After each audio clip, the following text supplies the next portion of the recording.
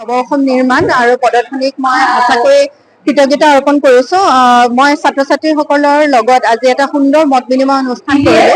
তেওঁলোকৰ মনৰ বিভিন্ন শংকা আৰু বিভিন্ন প্ৰশ্ন আজি ললো আৰু কিছু কথা জনাবলৈ চেষ্টা কৰিলো। এনেকুৱা ধৰণৰ যুৱ প্ৰজন্মক লৈ পেলাই অনুষ্ঠান আৰু গঢ় লৈ উঠক তাৰে কামনা কৰিছো। হয়, কি জনাব আজি পৰিগম? নমস্কাৰ। নৱ অসম নিৰ্মাণ ফাউণ্ডেশ্যনৰ তৰফৰ পৰা সকলোলৈ শুভকামনা জনাইছোঁ। নৱ অসম নিৰ্মাণ ফাউণ্ডেশ্যনে ষষ্ঠ সংস্কৰণ পদধ্বনি অনুষ্ঠান ডিগবৈ পৰাগৰ চদিয়া প্ৰেক্ষাগৃহত এই বছৰ আজি 9, 10 আৰু 11 তাৰিখ 3 দিনীয়া বৰ্ণাঢ্য কাৰ্যসূচীৰ আয়োজন কৰিছে। ইতিমধ্যে আমাৰ কাৰ্যসূচী আমি কিছু সময়ৰ পাছতে আমি আৰম্ভ কৰিম। এই তিনিদিনৰ বিভিন্ন কাৰ্যসূচীত আমি ভালেসংখ্যক যুৱক যুৱতীসকলৰ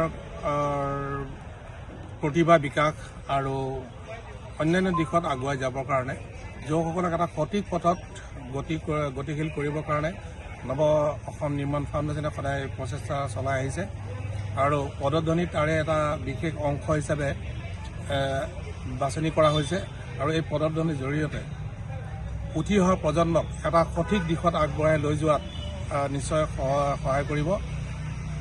সম্প্ৰতি অসমত বিভিন্ন সময়ত উচ্চাৰিত যুৱশক্তিৰ যি অপচয় হৈছে বুলি ধাৰণা কৰা হৈছে, সেইখিনি নাশ কৰিবৰ কাৰণে নৱ অসম নিৰ্মাণ ফাউণ্ডেশ্যনে যুৱশক্তিক এক অন্যান্য শক্তিলৈ ৰূপান্তৰিত কৰিবৰ কাৰণে প্ৰচেষ্টা হাতত লৈছে।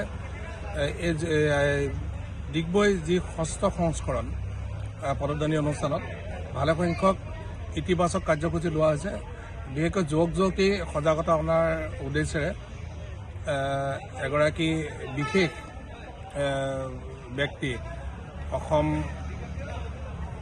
অসামৰিক সেৱাৰ তেওঁৰ প্ৰাক্তন পুনম গগৈ ডাঙৰীয়ানীকো তেখেতক নিমন্ত্ৰণ কৰি অনা হৈছে আৰু তেখেতে ছাত্ৰ ছাত্ৰীসকলৰ কেৰিয়াৰ গঠনত যথেষ্ট তেখেতে সহযোগিতা কৰিব আৰু তেখেতৰ বক্তব্য নিশ্চয় ছাত্ৰ ছাত্ৰীসকলক এটা সঠিক পথত আগুৱাই লৈ যোৱাত সহায় কৰিব।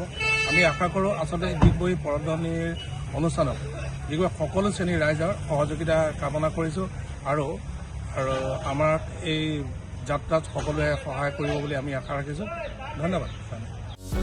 যিকোনো খবৰৰ বাবে যোগাযোগ কৰক আমাৰ এই নম্বৰত 9181 307 2221।